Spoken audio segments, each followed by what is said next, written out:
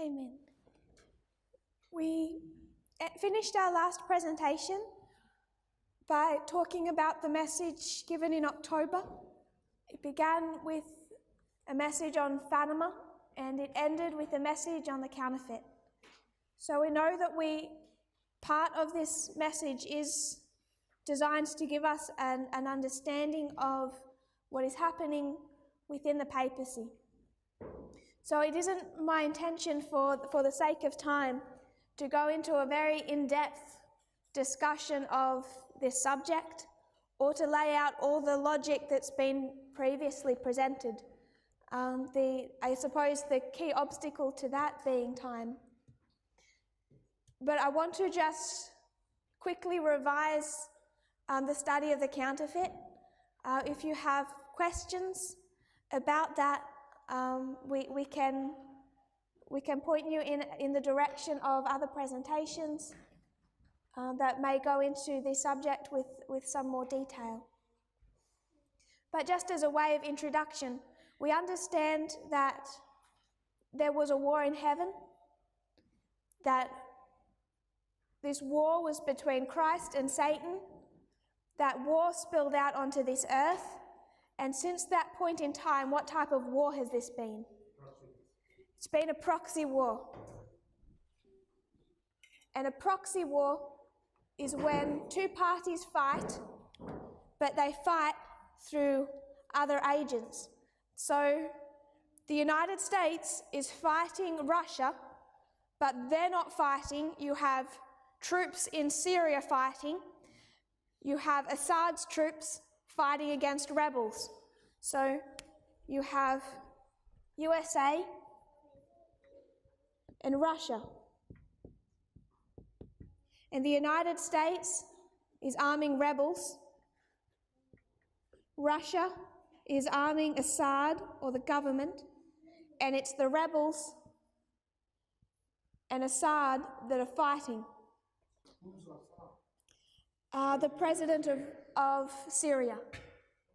I think they call him the president. So that the government or the president of Syria is, I'll cross off Assad and I'll just write Syria. So the government of Syria is fighting an internal civil war against these rebels. They're fighting each other. But behind the Syrian government is Russia that's arming them, supporting them. This war would have ended many years ago if they didn't have Russia continually resupplying them. Same for the rebels. The United States has propped them up, and you've had this ongoing war since 2011 between the rebels and the Syrian government. But this war is just a proxy war between two global superpowers. So you have this war in heaven, and it's between Christ and Satan. And what that war begins to look like, once it spills out onto this earth, is they're not engaging in hand-to-hand combat. Christ has a people, a church. Satan has a church. And then it's these two churches that are engaged in conflict. And Christ can supply us with our armour, with our shield, with our sword. He gives us all of the weapons we need, all of the protection we need, but he fights through his church. So this is the definition of a proxy war and how it spilled out of heaven and has been that type of war since Eden. So when we see this structure, we know that Christ has a church and Satan has a church. How many churches has Christ had since Eden? One church. One church from the very beginning all the way through. How many churches has Satan had? One church. It may appear to change, the church may appear to fall, but it does not fall. It's the one church all through history. So it's these two churches that I now want to compare and contrast. Those churches in our history, in our dispensation, Satan's church, most directly, what would you call it? the papacy. And Christ's church, Adventism. So you have these two separate churches, both at war. So you now know that we can compare and contrast Christ's church with Satan's church. And you know that there are these similarities. We call Satan's church, or Satan, he can be represented as being the king of the north. He wants to live in the side of the north. Why? Because that's where Christ's throne is. So you start to see that Satan wants the same things that Christ has, and that he works by observing what Christ does and then counterfeiting it. So one church is going to keep a Sabbath day on Saturday, and the other church is going to keep a Sabbath day on Sunday. So both are worshipping on specific days. Satan doesn't decide that they're just not going to worship on a specific day. If Christ has a day his people worship, Satan's going to have a day his people worship. It's a counterfeit. So what we began to understand through Fatima is that the way Satan is interacting with his church is in the same fashion, or a counterfeit, of the way that Christ has interacted with his church. So I want to first give a quick overview of how we have seen Christ work with his church over the last centuries. We know in 538 we can mark this, what happens to Christ's church in 538. You can see it go into captivity. You can see in its history a scattering time. And how long does that last for? 1,260 days or years, depending on how you're...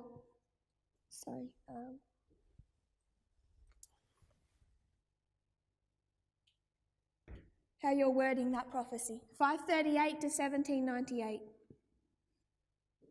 1,260 years of persecution and scattering. In 1798, what does God begin to do to his church? He's going to raise up a messenger. He's going to give a message. So first thing he has to do is raise up a messenger who can give that message, and he's going to use that message to gather his scattered people. And we find this history from 1798 through these 46 years is the raising up of William Miller. He has an increase of knowledge till 1818. It's formalised in 1833. And what is he saying? Christ is going to come around the time, he would first said 1843, but we know October 22, 1844. And what was October 1844 for the Millerites? It was a disappointment, the failure of their hopes. 1798, he raises up a messenger. That messenger in 1798, William Miller, is only a teenage boy at that time. He doesn't know his calling. He begins to study around 1816. 1818, he has his message. And he says in 1818, in about 25 years, Christ will come back. In 1833, he is given his credentials as a minister, and he is travelling and teaching. And the message continues to spread, and we know there are other events after 1833. In 1844, this message from this history all leads to disappointment and failure. The Millerite movement's decimated, their hopes are destroyed, and many of them are scattered. At this point, they go into a time of scattering. So they're scattered here from 538 to 1798.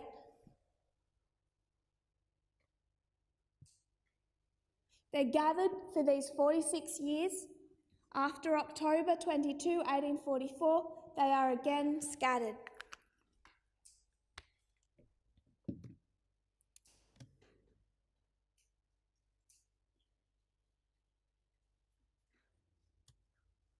I want to quote from Ellen White in 1850.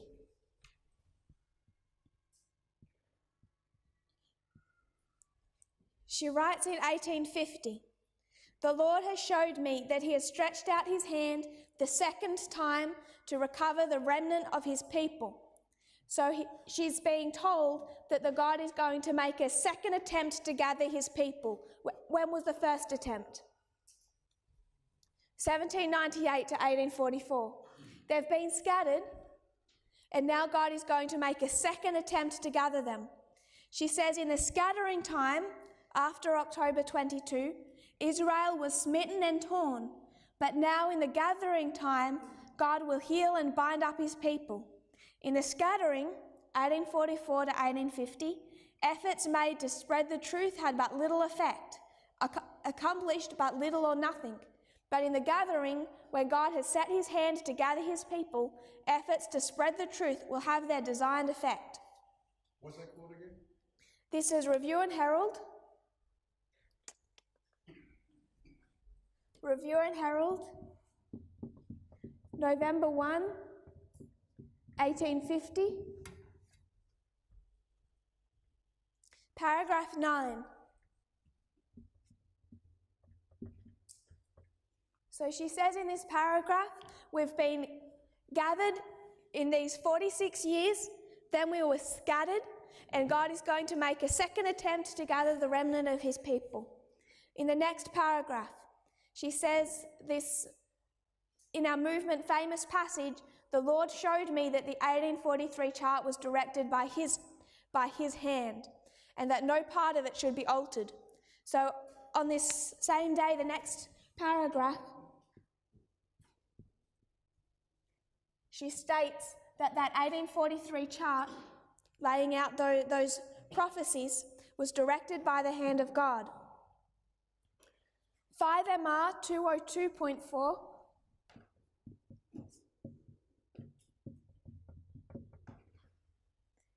This is written on the same day. It's a letter to Brother and Sister Loveland, November 1, 1850, written on the same day. God showed me the necessity of getting out a chart. I saw it was needed, and that the truth made plain upon tables would affect much and would cause souls to come to the knowledge of the truth. So all of these quotes are from the same day. She gives her seal of approval to the 1843 chart.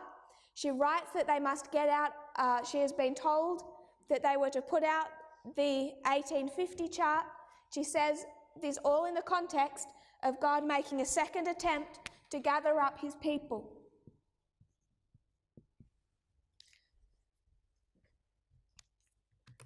So this is what she's doing here, is she's pointing them back to those messages of William Miller, back to the 1843 chart, and then says, based on that same message that's going to be placed in the 1850 chart, there will be a second attempt at gathering.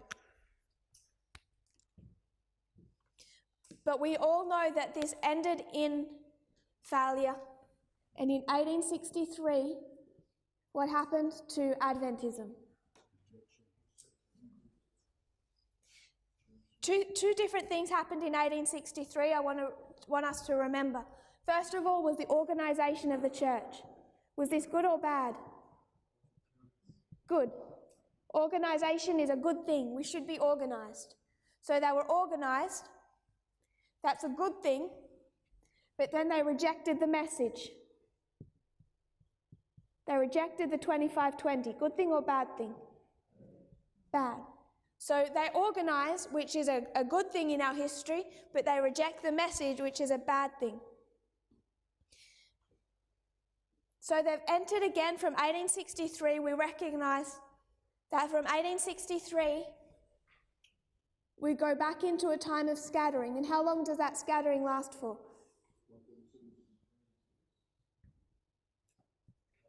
126 years. That's a 1260. This is a 126 or a 10th, taking us to 1989. So in this history of scattering, between 1863 and 1989, does God make another attempt to finish the work? Yes. This is the history of Jones and Wagner in 1888. So in 1888, you have the message of righteousness by faith, the message of Jones and Wagner. And there's an issue within the church. How does the church leadership respond to the message of Wagner? They reject it. You find that there's a division, a split within the church,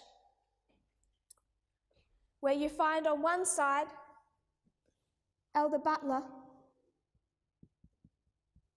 and on the other side, Wagner. And we can talk about A.T. Jones and other history. To keep it simple, I just want us to see Elder Butler and his opposition to the work of Wagner.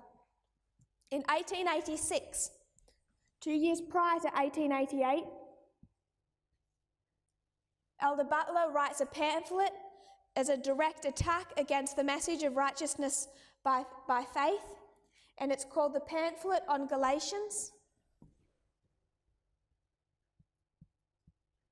It's a longer name than that, but I'll keep it simple. Pamphlet on Galatians. And he's fighting against the message of righteousness by faith. Yes. So there's a book written by Butler opposing the work of Wagner. In 1888, we all know how that eventuates. And did that finish the work? No. The 126 is completed. We come to 1989, and now what's going to happen?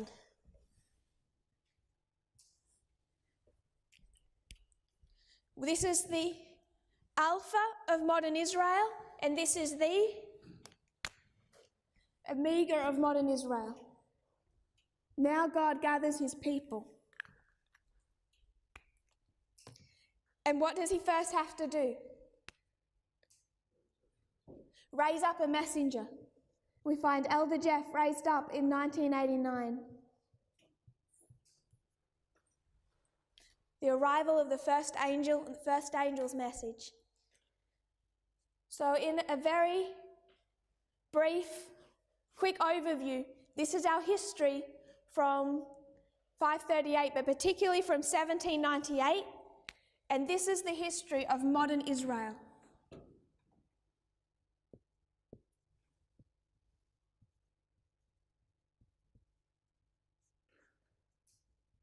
Who else does God raise up in this time? You have William Miller given that message, but there's another prophet. I'm not going into the history of Snow and that further development. We're just looking at the development of the prediction. I want us to see there's the two types of prophets. You have a prophet who sees things through study, and then you have the prophet who has divine revelation, and that is Ellen White.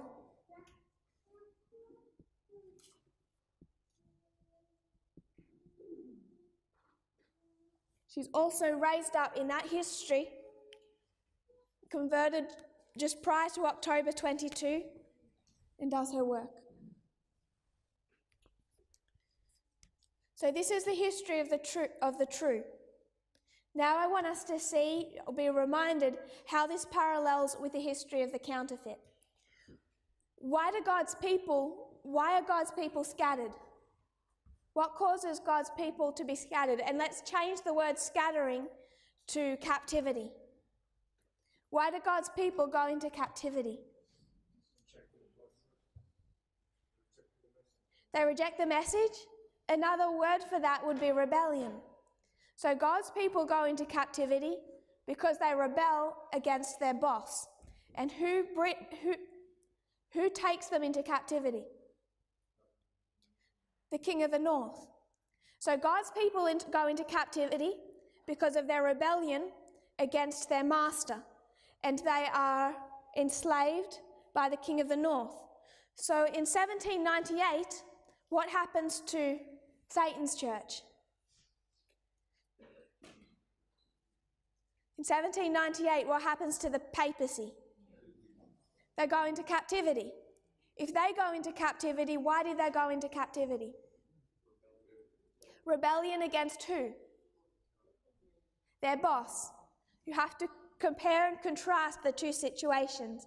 God's people go into captivity because they're rebelling against their boss, God, and they're enslaved by the king of the north. Satan's people go into captivity because they're rebelling against their boss. And who enslaved them? The king of the south. So when we look at it that way, we have to understand 1798 from this perspective, that once you have conducted a compare and contrast, that the reason the papacy went into captivity has to be because they rebelled against their boss. If you were to go to the Great Controversy, 439.2. Great Controversy 439.2. I just want to highlight one point. In 1798, the papacy was abolished and the Pope made captive by the French army. The papal power received its deadly wound, and the prediction was fulfilled, he that leadeth into captivity shall go into captivity. So she says in 1798, the papacy is abolished, the Pope is made a captive. Great Controversy 306.1.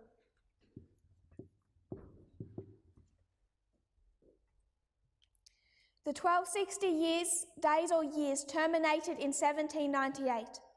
A quarter of a century earlier, 25 years before 1798, persecution had almost wholly ceased. Why did persecution cease in 1773, 25 years before 1798?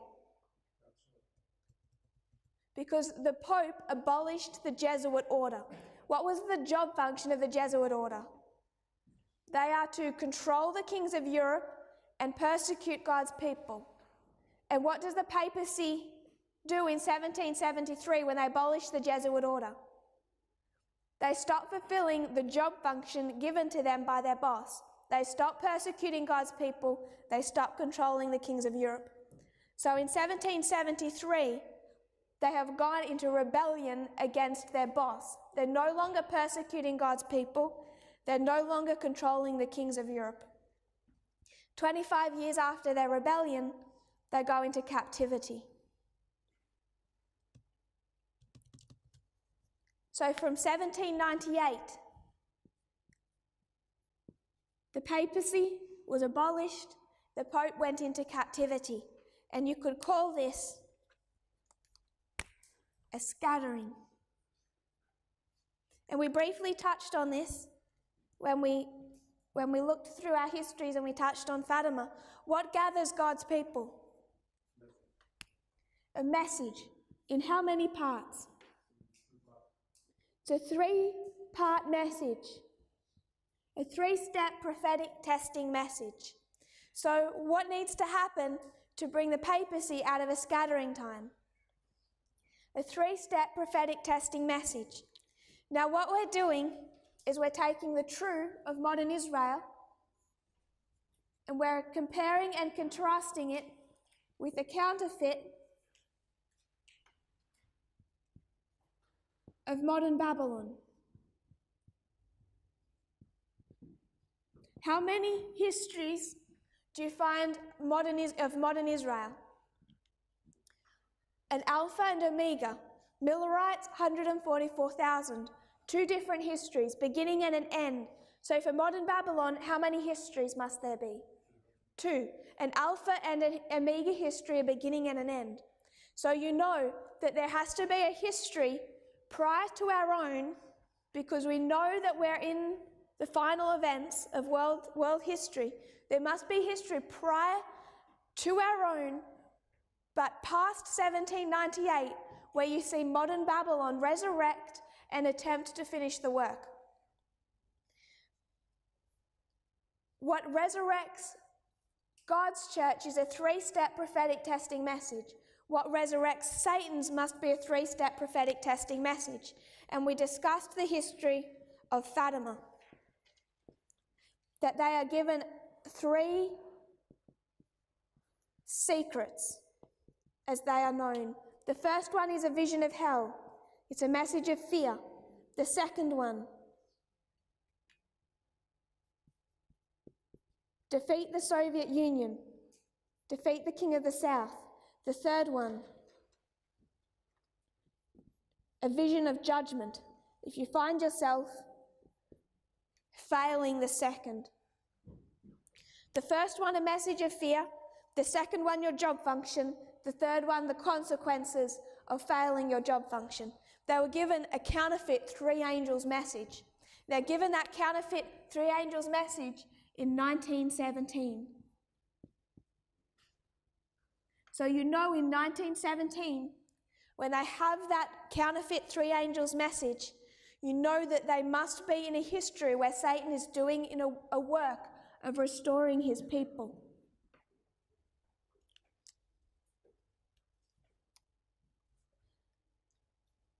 When God deals with his church, we said before, there's one church from the beginning all the way through to the end. What happens when the leadership is rebellious? The leadership is bypassed. In one sense, you can see it a couple of different ways. I want to argue that the church remains. The leadership comes up within the church and they are the new leadership. So when you see the history of God's church, the leadership must come up from within it and take over as God's church. But the church remains the same. The leadership are bypassed and a new leadership emerges. You find that in the history of Christ. You find that the Jewish leaders are bypassed, and so these other leaders, these disciples, are raised up from within the Jewish nation, bypassing that Jewish leadership, and they're going to do the work that the Jewish leadership should have done at the beginning. But they come up from within. So what we're looking for is not just a message, but the rising up of a new leadership from within the papacy that's going to restructure it and do a work. And as has been evidenced in other presentations, but I want to skip through most clearly, that is 1899, and a man known as Eugenio Pacelli. They were back then a famous family of Vatican lawyers. There was a grandfather, Pacelli, who had worked as the Pope's personal lawyer decades before, around the 1850s, 1860s, and he had 2 grandsons. A famous cardinal of that time, I'll put it over here, was a man known as Cardinal Gaspari. And Cardinal Gaspari took these 2 grandsons under his wing. One grandson, Eugenio's brother, was Francisco Pacelli. And he was a Vatican lawyer. And what did he draft and introduce? He drafted and introduced the Lateran Treaty,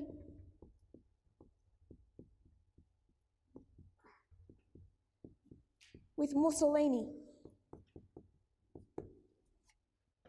Eugenio Pacelli, his brother, also working with Cardinal Gaspari, worked on another document, the Code of Canon Law. What he began to do was restructure the Catholic Church from the inside, and he introduced that Code of Canon Law in the most rebellious Catholic country there was. The most rebellious Catholic country that he needed to force back under the control of the papacy was Germany. And he signed that code of canon law with Adolf Hitler. So one brother negotiates a document with Mussolini and one with Hitler, and between them they are able to restructure the Catholic Church, bring back their papal states, and bring back all of those independent pockets of Catholicism under one pyramid structure with the Pope at the very head. So that's 1929? The Lateran Treaty, 1929. So we're going to discuss Fatima, but it's not just the message of Fatima. There's a leadership being raised up from within. In 1899, Eugenio Pacelli is made a priest, and he begins to study Code of Canon Law. Canon law being the laws of the Catholic Church. He begins that study in 1899. He continues it under Cardinal Gaspari, and they rewrite church law for the entirety of the Catholic Church. He begins to have an agenda. As you see, World War I, World War II, he has quite a papal agenda. And you find that in May of 1917, after years of work, in May of 1917, they finish rewriting the Code of Canon Law. Once they've finished rewriting the Code of Canon Law in May of 1917, Pacelli is made a bishop.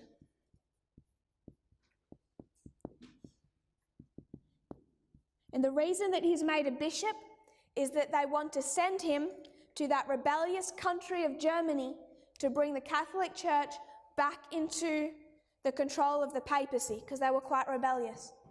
So you're noticing a compare and contrast. Before God's church can do a work, he has to sort out his own people, because they are not fit for purpose. Before Satan's church can do a work, who does he have to sort out? His own church, because the papacy is not fit for purpose, not for Satan's purpose. So he raises up a leadership from the inside. It's May 13 of 1917 that Pacelli is made a bishop. I'm quoting here from the book Hitler's Pope. Those with a mind to read significance into Marian dates would later note that Pacelli was made a bishop on the very day, Sunday, May 13, 1917, when 3 children were said to have witnessed a lady all of dazzling light at a place called Fatima in Portugal. This is the first Fatima vision. 40 years later, as Pope, Pacelli himself witnessed in the Vatican gardens that what he thought to be the phenomenon of the spinning sun, which was the miracle that was supposed to have occurred at Fatima. So on the same day as Fatima, Pacelli is made a bishop, and he personally connected himself to Fatima, to those events. May 18, a few days later, he sets off for Germany to rewrite church law within Germany and bring them back under the control of the papacy. He's working on that church law within Germany for a long time. Because of the conflict in the country, it takes a long time to bring that law into practice. And one of the reasons it's so hard is that within the papacy, he's not just fighting the German government, he's also fighting with the German church itself. So it's Pacelli versus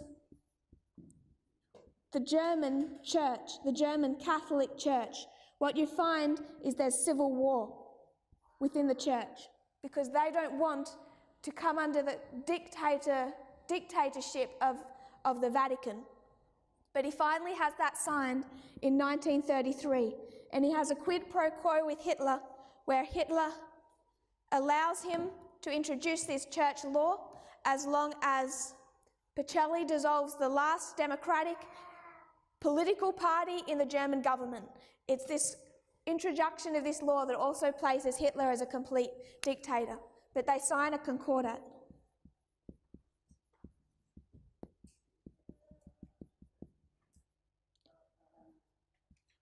And you would think that he has Germany under control and the Catholic Church restructured, but he's also the first pope. He becomes, soon after this, he becomes Pope Pius XII, 1939. So this is the history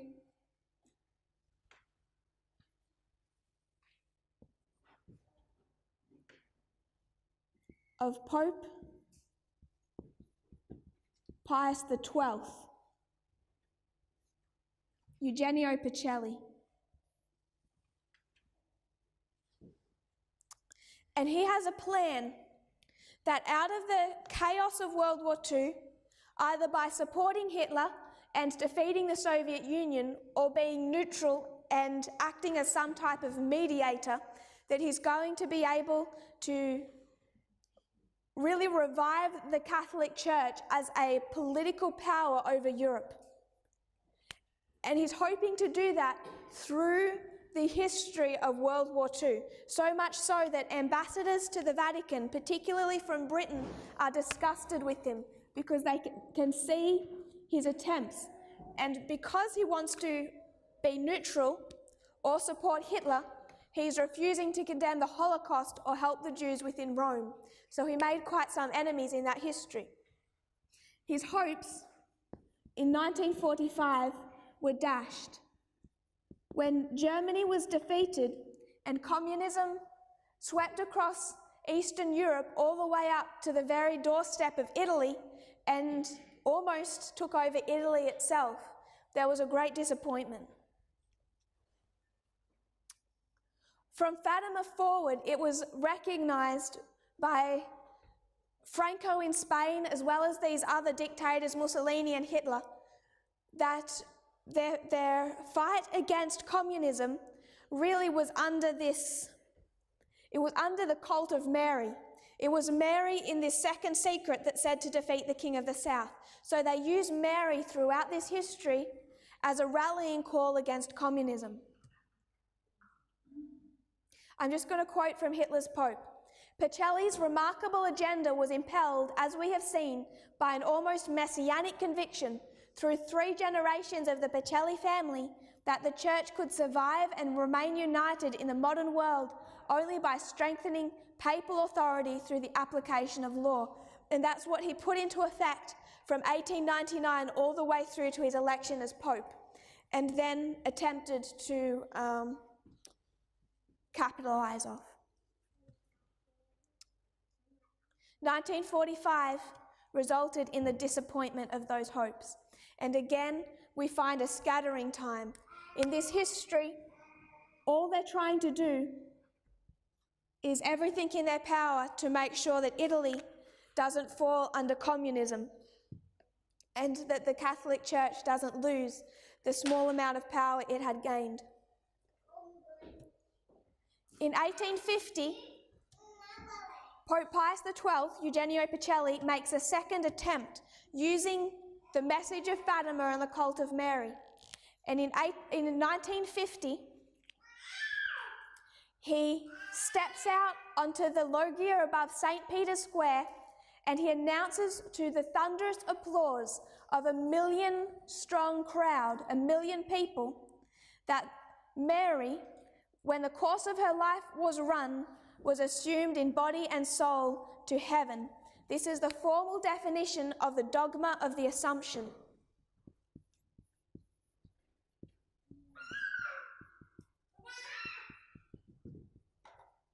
That Mary was assumed body and soul to heaven after her course in life was run. Quoting from Hitler's Pope, but there was a sense of militancy and defiance about the timing of Pope Pius XII's dogma. Pacelli's Marian fervour was confined and intensified at the time by, this is when he claims to have his mystical experience. And the reason that he's reviving the message of Mary and of Fatima is because he was using it as a rallying cry again against communism. The day he steps out to that 1 million strong crowd and announces the dogma of the Assumption was November 1, 1950.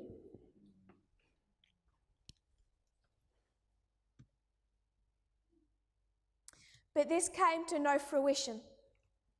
He later died. The gathering he began and hoped for ended in failure. A new pope arrived, and how did that pope handle the message of Fatima? He didn't. In 1962, you are in the history of the Second Vatican Council. And what are they doing? It's a work of reorganization of the Catholic Church.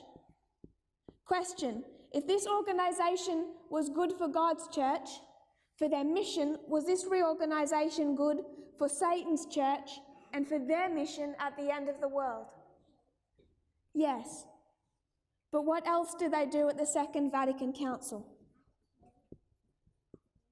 They reject the message of Fatima. And how they do that is by not publicly rejecting it, but they go into a secret deal with the Soviet Union. And if the Soviet Union allows the Orthodox Russian Church to send representatives to the Second Vatican Council, Pius XII promises that they're going to make no condemnation of communism or of the Soviet Union at this Vatican Council. And you remember what their instructions were. It's a rejection of their prophetic message. Sorry? No, by this stage he's died. This is a new leadership. I have it here. John the 23rd. Pope John the 23rd. You have a series of popes after this date until you come to John Paul II. So I would suggest that from 1962, they've gone back into a history of scattering. Now we know from our message, we know that we are in the final scenes of this earth's history and closer than perhaps we are aware to the Sunday law. So do you think that after 30 years of God working with his church and building us up, that Satan hasn't already begun to prepare his own church for that same crisis? You know that he's already begun that work. The only question of when did he step up and start counterfeiting and preparing the papacy for the end of world history, for the final conflict. I'll discuss that date in a minute. What I want us to see is that between 1962 and this final preparation within the Catholic Church, you have another attempt, the history of 1989. And in this history, you have another Pope, John Paul II.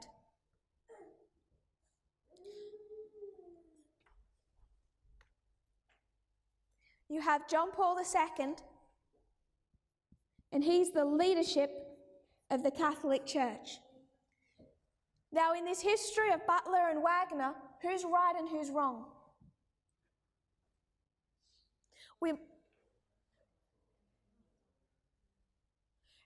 According to Ellen White's comments of that history, she says neither of them have all the light on the issue. If neither of them have all the light, what does that mean they have? Some of the light. So you could say that Butler has some light and Wagner has some light. She says neither of them have all the light on the issue. This is where we start entering into the topic of half right, half wrong. So in this history of 1989, John Paul II is trying to do a good work for their church. And what is that good work? He wants to defeat the King of the South. He wants to defeat the Soviet Union. But within the Catholic Church, what do you have? Civil war. Because who is fighting against him? Who is he ideologically opposed to? The Jesuits. This is a history, this 1989 history is a history of civil war within the Catholic Church to a scale that I don't think we're fully aware of. It was John Paul II against the Jesuits, and they were strongly opposed to each other. So much so that in the history of 1987, a close associate of John Paul II, a man known as Malachi Martin, wrote a book defending John Paul II titled The Jesuits and the Betrayal of the Roman Catholic Church.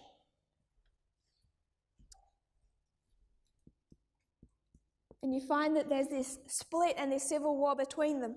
So John Paul II, he's trying to do the right work in defeating the Soviet Union, but he's fighting against the Jesuits. And I would suggest that he's half right. He's trying to defeat the Soviet Union, but it's the Jesuits who were right on the Second Vatican Council and the changes that needed to happen within the Catholic Church.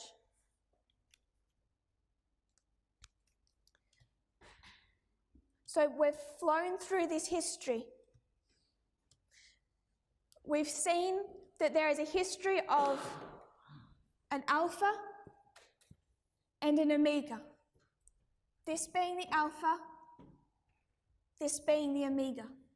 We can compare and contrast the true and the counterfeit. God's people go into apostasy and they're scattered. God attempts to regather them through a three-step prophetic testing message, but he's going to raise up a messenger, William Miller, who's going to have an increase of knowledge on that message. The message in its capsule form is known in 1818, it's formalised in 1833, but it all leads to a disappointment and a failure on October 22, 1844.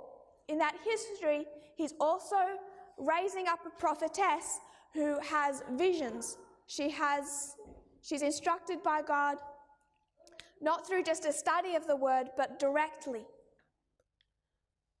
The counterfeit. They go into apostasy in 1773. They abolish the Jesuit order. Soon after, they're scattered. Satan needs to regather his church. He's going to do that through a three-step prophetic testing message. He needs to raise up a new leadership within that church who are going to listen to his voice. He begins that with Eugenio Pacelli, who's made a priest in 1899, begins to study the Code of Canon Law, and May of 1917 completes this church law that's going to restructure the Catholic Church under the leadership of Rome. This causes civil war within Protestantism that leads to a new leadership. The church doesn't change.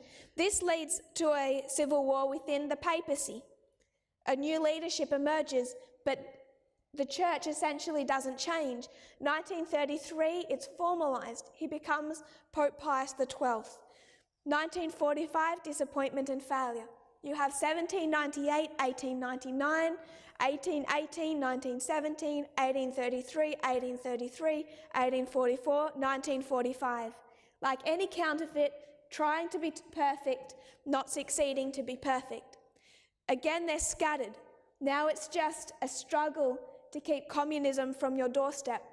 November 1, 1850, Ellen White announces that there is a new gathering, and she reminds them of the message in this history in the 1843 chart. November 1, 1950, Pius XII attempts a new gathering, and he's reminding them of the message of Mary, of Fatima, the dogma of the Assumption. This attempt of a gathering by bringing them back to the old paths is a failure. And in 1863, Adventism organises, rejects the prophetic message. 1962, the Catholic Church reorganises, rejects their prophetic message. You have this second attempt to finish the work. In 1888, you have Butler and Wagner. Again, there's a civil war within the church, just like there is back here. With Butler and Wagner, neither had all the light on the issue. They're unable to complete the work. In 1989, it's John Paul II versus the Jesuits. John Paul II does defeat the Soviet Union, but he does not take over Eastern Europe and make it the Catholic stronghold that he wanted it to be. He also does not continue to have influence within the American government. Even on that level, he fails. So you see that this history failed, just as did this history. So again, from 1989, God is working to raise up a leadership within Adventism that's going to be prepared for the final events of world history and finish the work. Satan isn't going to give God much of a head start. It's been 30 years.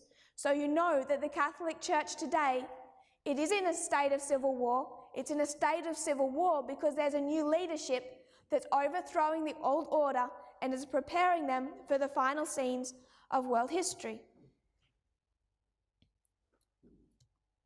This is where it was left until Elder Jeff began his study of half right and half wrong. And what he taught was, he took these two histories. He took the history of William Miller and Samuel Snow, and he said that Miller and Snow were half right and half wrong. Miller was half right and Snow was half right. They both had truth in their messages, but they were opposed to each other because they were also half wrong. Samuel Snow predicted that October 22 would be the second Advent, and it wasn't. So Samuel Snow was half right and half wrong. You come to this history, and Butler and Wagner are half right and half wrong. And what he did with this was he said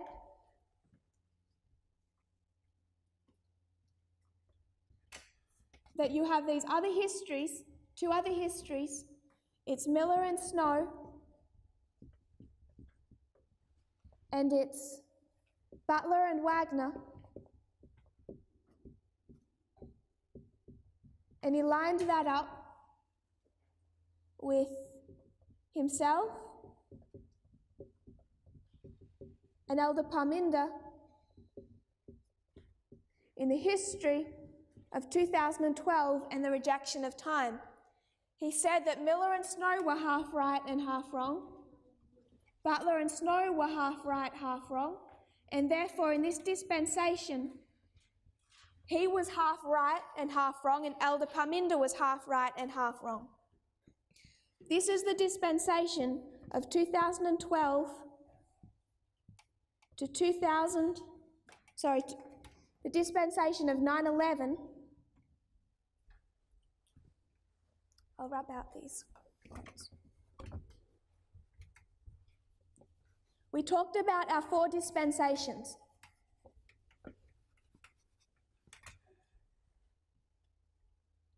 We have 4 dispensations within our reform line. This is the dispensation of 9/11 to 2014. In 2012, Elder Parminder introduced time setting into the movement and predicted 2014.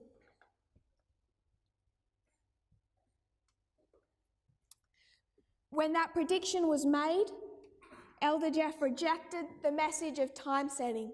He rejected the testing message for this dispensation.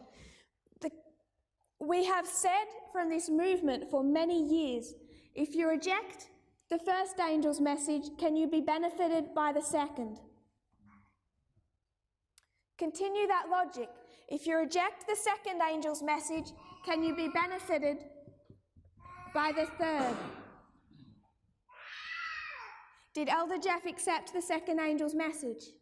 So is it a coincidence, or is it prophetic, that when the midnight cry message came, he could not study it, he could not teach it, and he has publicly admitted to not even being willing to watch it? You reject the first angel, you cannot be benefited by the second. But the mistake made by Elder Jeff and others within this movement, If you reject the second, you can't be benefited by the third. In 2012, there was a rejection of the message of time. And what was taught earlier in this year in April is that he was justified to reject time in this history because Elder Parminder predicted 2014 to be Sunday law, and it's Sunday law on a fractal, but it's still Sunday law. So he has a logic to try and say that it's half wrong because it's a fractal Sunday law, not the Sunday law of Daniel 11:41. That's his logic. And his excuse for making that claim is that Miller and Snow were half right and half wrong, and Butler and Wagner were half right and half wrong. And he's saying that there's these three histories. The problem is that if you do that, Miller and Snow were meant to be the message of Snow was meant to be the midnight cry that finished the work. Wagner, that was meant to be the loud cry that finished the work. So he shouldn't be making this 2012, he should be making this 2018. And now you know why he has no problem saying that the midnight cry of 2018 was half right and half wrong. The problem identified with this logic in the last 30 seconds we have is that what two histories is he using? The problem is that 1945 for the papacy was a history of disappointment and failure. But when you cut and overlay your lines, what is 1945? What is 1945 in the Amiga of modern Babylon? Not in the Alpha history. 1945 lines up with Panium. 1945 is disappointment and failure because Pope Pius XII had mistakes in his message. Panium, for the papacy, the defeat of the King of the South, is that disappointment and failure for the King of the North? No. So the problem identified with this is that he's using these two histories, the history of Miller and Snow, the history of Butler and Wagner, and the issue that he's facing is he's using two histories of failure. If this work had come to completion, would you have any history today with an Elder Jeff and an Elder Parminder? No, it wouldn't exist. Because the only reason you have an Omega history is the fact that the Alpha history ended in failure. You can't take a history of failure, connect it with a history of failure, and make application in a history of success. And we are not in a history of failure. If you were to go to the history of ancient Israel, they came out of Egypt under Moses. They came out of Babylon. First the captivity to Egypt that God brought them out of, then the captivity to Babylon that God brought them out of, and at the end, this is the Alpha, this is the Omega, they're in captivity to Rome. And God has to bring them out of captivity to Rome, beginning and the end. But in this history, in the history of Moses, in our Alpha history, did they complete the work? No, they failed. There was failure here on the part of the Israelites. They came out of Babylon and they just became Pharisees. They didn't complete the work. When God brought them out of captivity for Rome, which looked different to what they expected, it was a history of success. When you come down to our history, and you see the history of the Millerites, and you see the history of 1888, you're dealing with two histories that ended in failure. And we know the Omega history of the 144,000 ends in success. 1945 teaches us that when you line it up with Panium, you can't say there's going to be a defeat of the King of the North here. In 1945, the King of the North, Germany, was defeated. Panium, the King of the North, is not defeated. What is failure for the king of the north here is success for the king of the north here. Failure in an alpha history is success in an omega history. Failure in the history of Moses, you bring that to the history of Christ, and was a message of Christ to the disciples half right and half wrong? No, it was perfect, because the history of Christ was a history of success. That's a quick overview of half right and half wrong. Understanding failure and success, the history of Pyrrhus gives us a whole second witness to show how there are histories of failure and histories of success.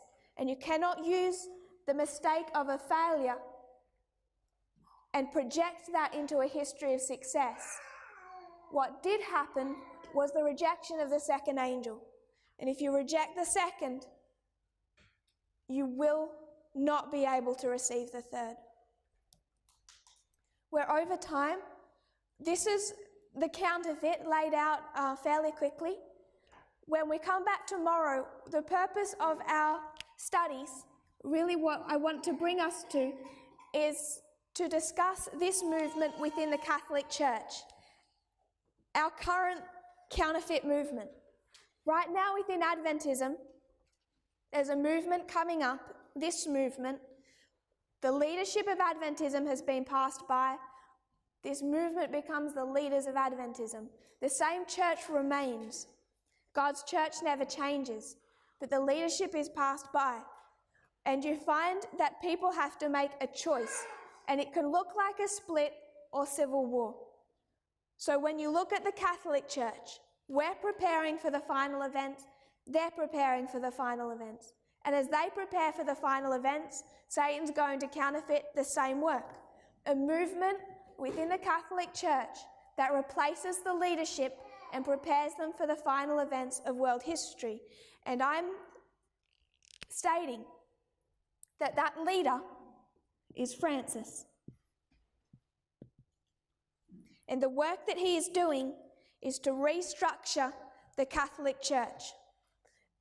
There are differences between the true and the counterfeit. Here you have William Miller, Samuel Snow, other leaders. In this history, it's just Pacelli. You just have one all the way through. The counterfeit is close, but it's not perfect. Pacelli was the only leader that overthrew the leadership in this history and became the Pope. The same with Francis. He's the last Pope for the Catholic Church, and you can demonstrate that, and he will finish the work. So we want to come back tomorrow and have a bit of an observation of what this civil war within the papacy looks like. If you kneel with me, we'll close in prayer. Dear Father in heaven, thank you for this day, for this camp meeting. I pray, Lord, that you will bless our day, our fellowship, and the studies that come after. Lord, we know that you are preparing and training us for the final events, and that they are coming quickly. I pray, Lord, that you will help us to see your love for us, your value in us, that you would want to even work with us, Lord, to do your work. I pray you'll fit us up for that purpose. I pray in Jesus' name, amen.